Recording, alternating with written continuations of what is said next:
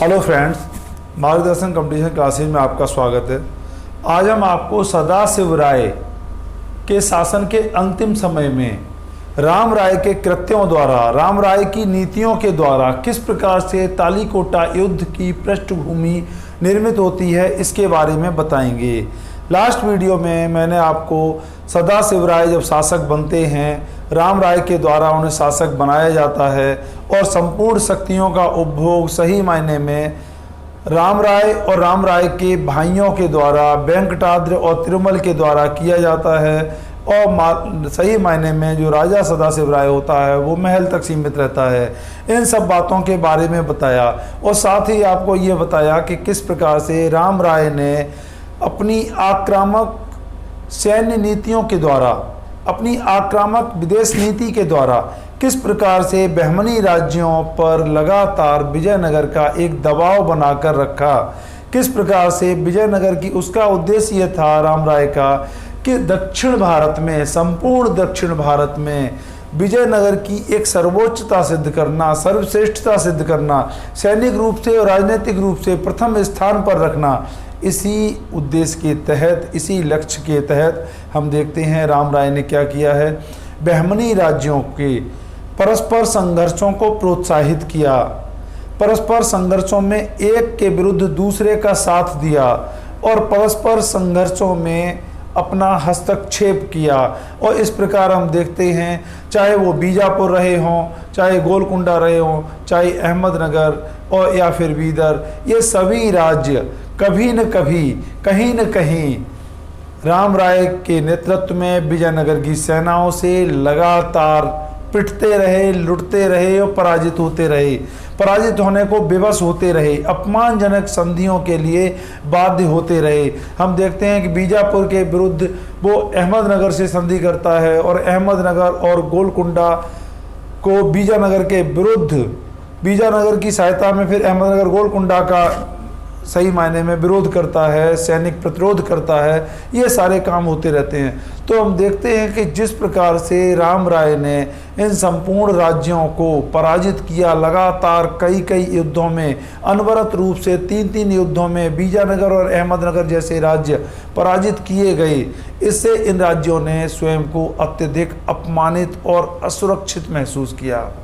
ऐसी स्थिति में क्या होता है, ये राज्य अंततः विजयनगर के राम राय की नीतियों को समझ पाने में सफल होते हैं और ये समझ जाते हैं कि किस प्रकार से राम राय हम सभी बहमनी राज्यों को संघर्षरत रखने में लगा हुआ है और किस प्रकार से सारे राज्य लगातार और इससे अपमानित हो रहे हैं विजयनगर से और असुरक्षित महसूस कर रहे हैं। ऐसी स्थिति में फिर क्या करते हैं, विजयनगर लगातार समृद्धता की ओर बढ़ता है, शक्ति की ओर बढ़ता है, सर्वोच्चता की ओर बढ़ता है। ऐसी स्थिति में क्या होता है, ये जो बहमनी राज्य होते हैं, बहमनी राज्यों के द्वारा एक महासंघ बनाया जाता है। होता क्या है, अहमदनगर और गोलकुंडा ये अत्यधिक नुकसान उठाए थे, अत्यधिक हानि पहुंची थी राम राय के द्वारा इन्हें। तो हम देखते हैं कि ये एक महासंघ का आयोजन करते हैं, एक महासंघ बनाते हैं और इस महासंघ के द्वारा क्या होता है, बहमनी राज्य विजयनगर के विरुद्ध एक आक्रामक योजना का निर्माण करते हैं और इस महासंघ को सही मायने में वैवाहिक संबंधों के द्वारा इन्हें दृढ़ता प्रदान की जाती है, सुदृढ़ता प्रदान की जाती है।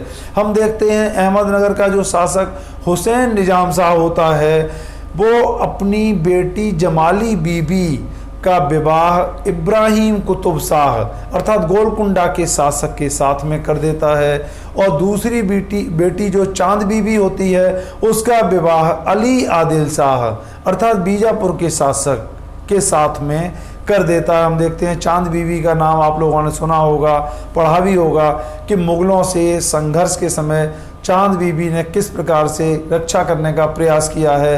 तो चांद बीबी के बारे में विस्तार से हम आपको जब मुगलों और बहमनी राज्यों के संघर्षों के बारे में बताएंगे तब चांद बीबी के बारे में विस्तार से बताएंगे। तो हम देखते हैं दूसरी बेटी जो उसकी होती है उसका विवाह वो अली आदिल शाह के साथ में कर देता है। और साथ में अली आदिल शाह क्या करता है, बीजापुर को जो शासक है वो अपनी बहन हादिया बेगम या हदिया बेगम, हदिया सुल्ताना का विवाह हुसैन निजाम शाह के साथ में। हुसैन निजाम शाह ये कौन है? हुसैन निजाम शाह जो अहमदनगर का शासक है, इसके बड़े पुत्र मुर्तजा के साथ में कर देता है। और इस प्रकार से हम देखते हैं कि जब संघ को वैवाहिक संबंधों के द्वारा एक दृढ़ता प्राप्त हो जाती है, सुदृढ़ता प्राप्त हो जाती है, तो ऐसी स्थिति में फिर क्या किया जाता है, बीजापुर के अली आदिल शाह के द्वारा राम राय से अर्थात विजयनगर से रायचूर दोआब की मांग की जाती है। रायचूर, मुदगल, अडौनी आदि किलों की वापसी की मांग की जाती है जो कभी बीजापुर के अंग रह चुके थे, बीजापुर के अधीनस्थ रह चुके थे। स्वाभाविक है कि राम राय इस मांग को ठुकरा देता है अर्थात देना अस्वीकार कर देता है। ऐसी स्थिति में क्या होता है, अहमदनगर, गोलकुंडा और बीदर की सेनाएं बीजापुर में एकत्रित होने लगती हैं और 1564 के अंत तक बीजापुर में बहमनी राज्यों की सेनाएं एकत्रित हो जाती हैं।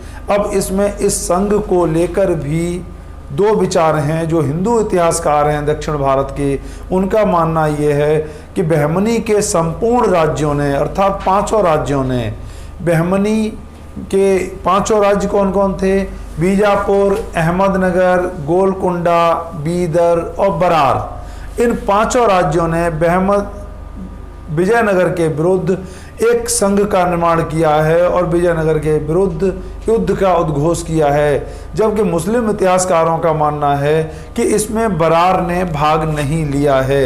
बरार इस संघ से अलग रहा है क्योंकि उसके गोलकुंडा से मतभेद थे। गोलकुंडा से मतभेदों के कारण ही बरार ने इस युद्ध में भाग नहीं लिया है। विभिन्न एग्जाम्स में ये अक्सर पूछ लिया जाता है कि बहमनी राज्यों में किस राज्य ने विजयनगर के विरुद्ध तालीकोटा के युद्ध में भाग नहीं लिया। तो आप याद रखिए कि बरार राज्य ने इस युद्ध में भाग नहीं लिया।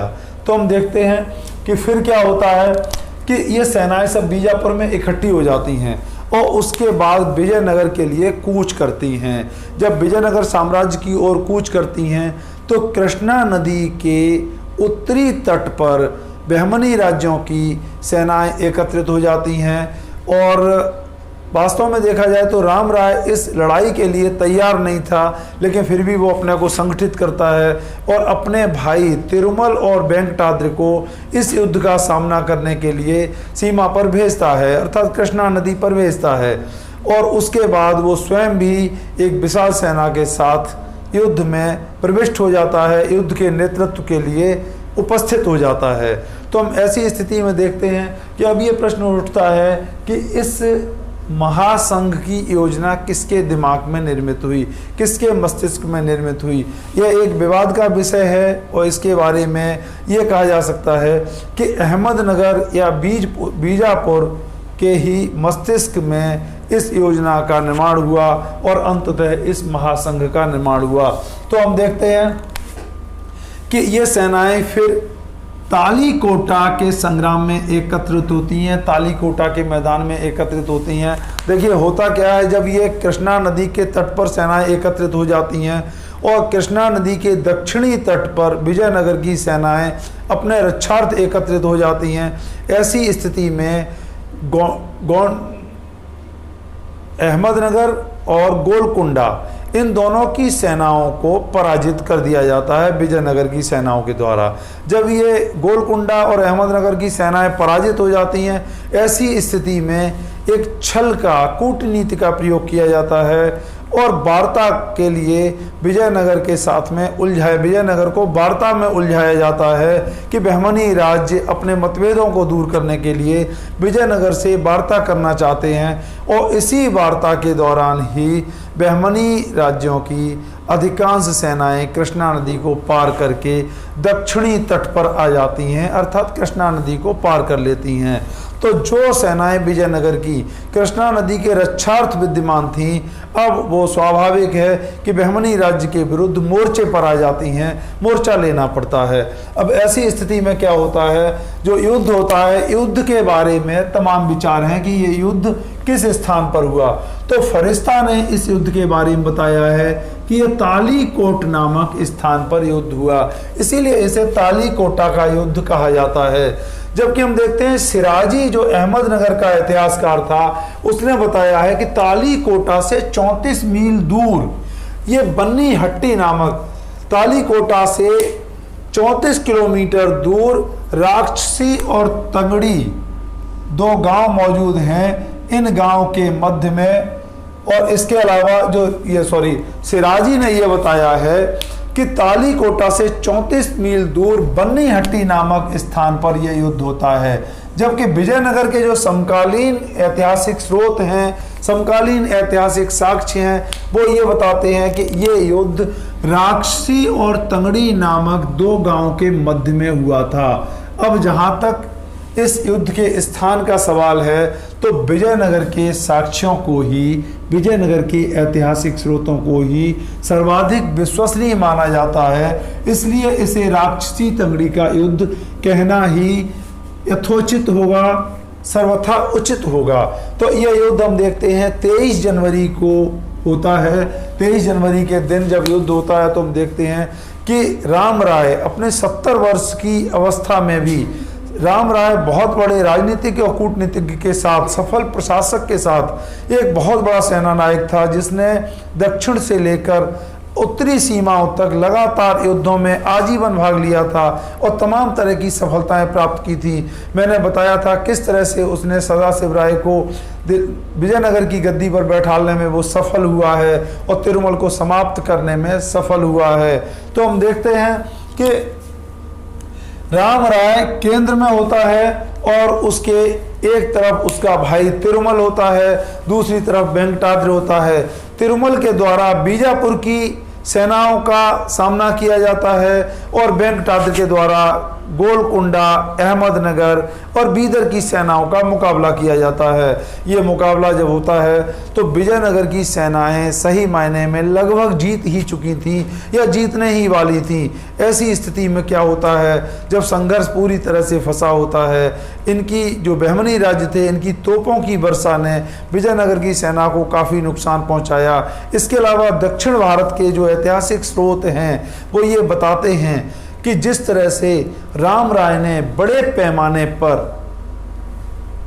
अपनी सेना में मुस्लिम सैनिकों की जो भर्ती की थी, देखिए एक चीज़ आपको बताना आवश्यक है कि विजयनगर में मुस्लिम सैनिकों की भर्ती का आरंभ देवराय फर्स्ट के समय में ही हो चुका था और देवराय सेकंड के समय में बड़े पैमाने पर सेना में भर्ती किया गया है मुसलमानों को।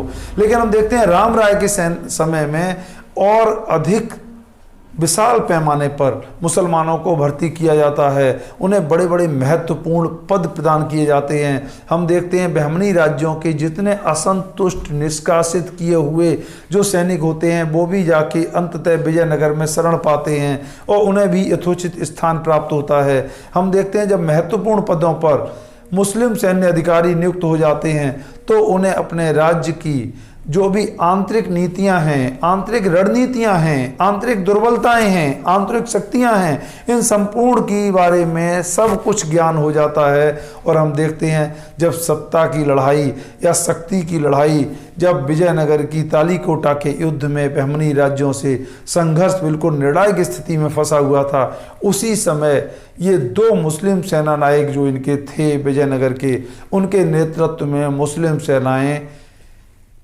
विद्रोह कर जाती हैं और बहमनी राज्य के पाले में पहुंच जाती हैं। इनकी संख्या, इन सैनिकों की संख्या 1.5 लाख के लगभग बताई जाती है। ऐसी स्थिति में जब युद्ध कांटे का हो और ऐसी स्थिति में फंसा हुआ हो, तब अपनी ही सेनाओं का 1.5 लाख की संख्या में जाकर शत्रु खेमे में पहुंच जाना, ये अपने में बहुत निर्णायक सिद्ध हो सकता है। ऐसी स्थिति में क्या होता है, विजयनगर की सेनाएं अपनी ही 1.5 लाख की सेना के टूटकर बहमनी राज्यों की ओर चले जाने से अस्त व्यस्त हो जाती है, तितर बितर होने लगती है, यहाँ तक कि हक्का बक्का रह जाती है। ऐसी स्थिति को राम राय फिर से संभालने का प्रयास करता है, लेकिन हम देखते हैं कि ऐसी स्थिति में युद्ध फिर 4 घंटे से भी अधिक नहीं चलता है। सेवेल जो इस युद्ध का प्रत्यक्षदर्शी था, सेवेल इस युद्ध का प्रत्यक्षदर्शी था, उसने इस युद्ध के बारे में वर्णन किया है और अपनी जो किताब है ए फॉरगेटन एम्पायर, उसमें इस युद्ध के बारे में वर्णन किया है। तो सेवेल बताता है कि फिर ये लड़ाई 4 घंटे से भी अधिक नहीं चलती है। उसके बाद विजयनगर की संपूर्ण पराजय हो जाती है। इतिहासकारों का मानना है कि ये पराजय नहीं बल्कि हिंदू सेनाओं का सर्वनाश था, संपूर्ण संहार था। ऐसी स्थिति में फिर क्या होता है, जो राम राय होता है, राम राय मारा जाता है। हुसैन निजाम शाह जो अहमदनगर का शासक था वो घेर लेता है राम राय को और राम राय के सिर को कलम कर लेता है और बाद में वो चिल्ला कर कहता है मैंने तुमसे बदला ले लिया है, अब अल्लाह मुझे चाहे जो सजा दे। और राम राय का सिर फिर पूरे खेमे में घुमाया जाता है जिससे हिंदू सेनाएं राम राय के उस सिर को देख सकें, समझ सकें कि राम राय मारा जा चुका है। उसके बाद में राम राय का भाई वेंकटाद्रि भी इस युद्ध में मारा जाता है। और इस युद्ध के बारे में जो इतिहासकार हैं डॉक्टर ईश्वरी प्रसाद ने इसे भारत के संपूर्ण निश्चयात्मक युद्ध के बारे में वर्णित किया है, क्योंकि इसके परिणाम अत्यंत निर्णायक और भयावह थे। हम देखते हैं जब हिंदू सेनाओं में भगदड़ मचती है तो इस भगदड़ के दौरान 1 लाख सैनिक विजयनगर के मार दिए जाते हैं, संहार कर दिए जाते हैं। और जब 1 लाख सैनिक मारे जाते हैं तो जो लुटे पिटे हुए सैनिक होते हैं वो पलायन करके विजयनगर की ओर आते हैं। विजयनगर जो इतना दुर्गम दुर्ग था, विजयनगर जो 7 प्राचीरों में सुरक्षित था, उसकी सुरक्षा का कोई भी ध्यान नहीं दिया जाता है। और ऐसी स्थिति में जब पराजित सेनाएं विजयनगर में प्रवेश करती हैं, सबसे पहले पराजित राजकुमार प्रवेश करते हैं, राज परिवार के लोग प्रवेश करते हैं और पराजय की दुखद सूचना, हृदय विदारक सूचना विजयनगर निवासियों को जब प्राप्त होती है तो ऐसी स्थिति में विजयनगर में शोक का वातावरण छा जाता है, एक भय का वातावरण, एक आतंक का वातावरण निर्मित हो जाता है। ऐसी स्थिति में फिर क्या होता है, सबसे पहले आने वालों में राम राय का भाई तिरुमल होता है।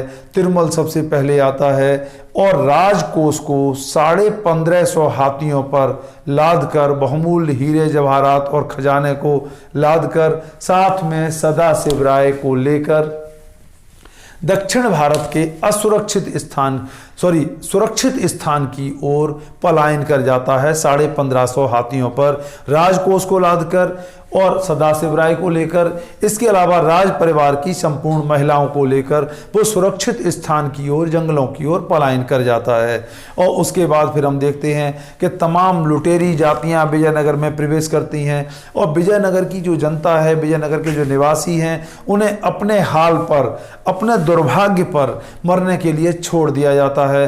वो सही मायने में विजयनगर में रहने को विवश थे, वो पलायन भी करने में अक्षम थे, क्योंकि जो भी पलायन करने के साधन थे, यातायात के साधन थे, चाहे वो बैलगाड़ियां हों, चाहे वो घोड़े हों, वो संपूर्ण तालीकोटा के युद्ध में जा चुके थे।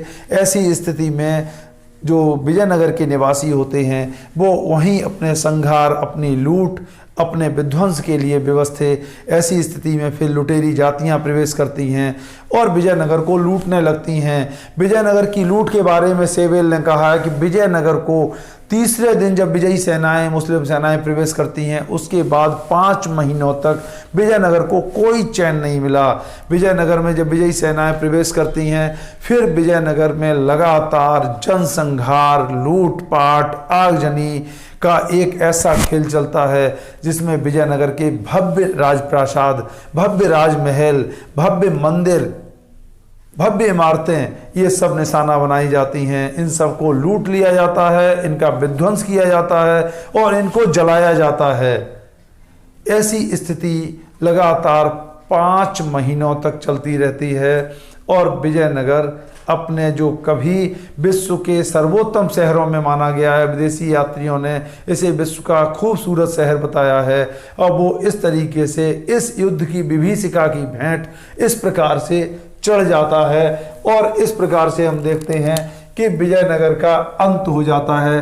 विजयनगर के जो खंडहर हैं वो अभी भी हम्पी नामक स्थान पर कर्नाटक में विद्यमान हैं। ये खंडहर भी सही मायने में विजयनगर की एक सर्वोच्चता, एक सर्वोच्च पराकाष्ठा, एक शक्ति, एक सुंदरता की कहानी बयां करते हैं। किस प्रकार से ये मध्यकाल में, किस प्रकार से भारत का, जब भारत में गुलामी आ चुकी हो, दिल्ली सल्तनत की स्थापना के बाद दक्षिण भारत को जिस तरह से लूटा गया हो, जिस तरह से उसमें आक्रमण किए गए हों, और उसके बाद किस तरह से विजयनगर फिर से अपनी ऊंचाइयों की शिखर को, ऊंचाइयों के शिखर को स्थापित कर सका, ऊंचाइयों के शिखर को प्राप्त कर सका।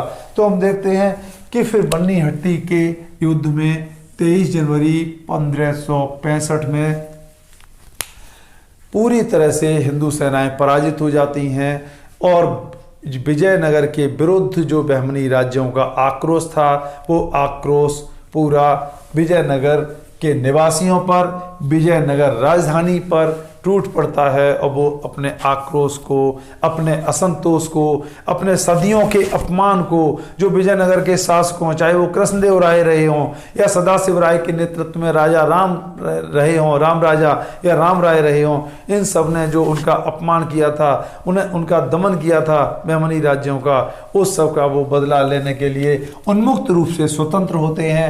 और हम देखते हैं कि विजयनगर में बहमनी राज्यों की जो शत्रु सेनाएं थीं, कोई भी सैनिक ऐसा नहीं था जिसके पास लूट का अत्यधिक माल था। दासों की अपार संख्या थी जिन्हें युद्धबंदी के रूप में दास बनाया गया था। तो हम देखते हैं कि बाद में जब ये विजयी सेनाएं विजयनगर को खंडहर में परिवर्तित करके वापस चली जाती हैं, ऐसी स्थिति में फिर क्या होता है कि राम राय के भाई तिरुमल के द्वारा और सदाशिव राय के द्वारा फिर से विजयनगर को सुसज्जित करने का एक प्रयास किया जाता है। उस प्रयास में हालांकि इन्हें आंशिक सफलता ही प्राप्त होती है, लेकिन ये लोग क्या करते हैं, पेनुकोंडा को अपनी राजधानी बनाकर 5 वर्षों तक एक सुरक्षित दुर्ग में अपनी राजधानी बनाकर उसे सुरक्षित रखते हैं और विजयनगर साम्राज्य को फिर से सही मायने में एक संकलित, एक संचित करने का प्रयास करते हैं। और हम देखते हैं कि बाद में भी लगभग 1 शताब्दी तक विजयनगर साम्राज्य रह सका, अपना अस्तित्व को बनाए रख सका। यद्यपि उसकी वो पराकाष्ठा, उसकी सर्वोच्चता, वो शक्ति बेशक नष्ट हो जाती हो, लेकिन अपने साम्राज्य को विजयनगर बनाए रखने में सफल होता है। बाद में बहमनी राज्यों से उनके आक्रमण का सामना करने में भी सफल होता है और इस प्रकार विजयनगर राजधानी के विध्वंस के बाद भी विजयनगर साम्राज्य बचा रह जाता है। तो हम देखते हैं कि ऐसी स्थिति में क्या होता है, राम राय की अगर हम समीक्षा करें तो राम राय ने जो एक आक्रामक सैन्य नीति अपनाई, एक आक्रामक विदेश नीति अपनाई, उसी का ये परिणाम था कि जो विजयनगर को तालीकोटा के युद्ध के विध्वंस के रूप में देखना पड़ा। लेकिन राम राय की जहाँ तक हम बात करें तो राम राय साम्राज्यवादी नहीं था। राम राय ने बहमनी राज्यों के संघर्ष में हस्तक्षेप अवश्य किया है, उससे उसे लगता था कि विजयनगर सुरक्षित रह सकता है, लेकिन बहमनी राज्यों पर सही मायने में अधिकार नहीं किया। अगर वो चाहता तो ऐसा अत्यधिक सरलता से करने में सक्षम था। इन राज्यों का वो विलय अपने में कर सकता था। फिर हम देखते हैं कि राम राय का जो बेटा होता है, पुत्र होता है पेड्डा तिरुमल, वो विजयनगर का शासक बनने का प्रयास करता है। जो विजयनगर राजधानी थी उसका जो जनमत होता है उसके साथ में होता है, लेकिन और वो फिर क्या करता है, विजयनगर से हेल्प लेने की कोशिश करता है, सहायता लेता है। उसी समय में सदाशिव राय और राम राय अहमदनगर से मदद मांगते हैं और अंततः पेड्डा तिरुमल का वो प्रयास सफल नहीं हो पाता है। बाद में हम देखते हैं कि सदाशिव राय के बाद में तिरुमल शासक बनता है विजयनगर साम्राज्य का और अरवीडू वंश की स्थापना करता है और सदाशिव राय तुलुप वंश के अंतिम शासक होते हैं। इनके साथ में ही तुलुप वंश की समाप्ति हो जाती है। सदाशिव राय की मृत्यु किस प्रकार हुई, कैसे हुई, इस बारे में इतिहास अत्यधिक धुंधला है। दक्षिण भारत के इतिहास में भी इसके बारे में बहुत कुछ ज्ञात नहीं होता है। फिर हम बस यही कह सकते हैं कि सदाशिव राय के बाद में तिरुमल ने अरवीड वंश की स्थापना की है और संपूर्ण दक्षिण भारत में विजयनगर के साम्राज्य को अक्षुण्ण रखा है। यद्यपि दक्षिण भारत में नायकों को इसके बाद विजयनगर की जब शक्ति क्षीण होती है उस समय नायकों को स्वतंत्रताएं प्राप्त हो जाती हैं। वो नियंत्रण और वो दबाव विजयनगर का नहीं रहता है जो पहले कभी रह चुका था। ऐसी स्थिति में तिरुमल नायकों की एक अर्ध स्वतंत्रता को भी स्वीकार कर लेता है और लेकिन फिर भी वो विजयनगर को साम्राज्य बनाए रखने में सफल होता है। बाद में वो अपने 3 पुत्रों में लगभग एक विभाजन सा कर देता है विजयनगर का और विजयनगर इस प्रकार बना रहता है। बाद में हम देखते हैं अरवीडू वंश का जब पतन होता है तो किस प्रकार से मैसूर राज्य विजयनगर के भग्नावशेषों पर खड़ा होता है और त्रावणकोर भी फिर से खड़ा होने लगता है। ये सारी बातें होती हैं, इनके बारे में हम आपको नेक्स्ट वीडियो में बताएंगे। आज आपको राम राय की नीतियों के कारण किस प्रकार से तालीकोटा का युद्ध होता है और तालीकोटा के युद्ध में किस प्रकार से विध्वंस होता है, तालीकोटा युद्ध के परिणामों की अगर हम बात करें तो इसके परिणाम अत्यधिक दूरगामी थे। उन परिणामों की भी अगर हम आज बात करते हैं तो हम देखते हैं तालीकोटा युद्ध में होता क्या है। जब विजयनगर की शक्ति नष्ट हो जाती है, सर्वोच्चता नष्ट हो जाती है, तो जो बहमनी राज्य विजयनगर के विरुद्ध एक आतंक के कारण, एक भय के कारण जो एकजुट होकर एक शक्ति का निर्माण करने में सफल हो पाए थे, वो जब विजयनगर की सर्वोच्चता, विजयनगर की शक्ति नष्ट हो जाती है, ऐसी स्थिति में उन सब के मतभेद फिर से महत्वाकांक्षाएं जागृत होने लगती हैं और वो फिर से अलग अलग शक्ति के रूप में, अलग अलग राज्यों के रूप में बिखर जाते हैं और उन्हें किसी भी तरह की असुरक्षा की भावना उनके अंदर नहीं होती है। इसका दुष्परिणाम जो होता है वो ये होता है कि तालीकोटा युद्ध का कोई स्थायी लाभ विजय बहमनी राज्य उठा सके हों, ऐसा ज्ञात नहीं होता।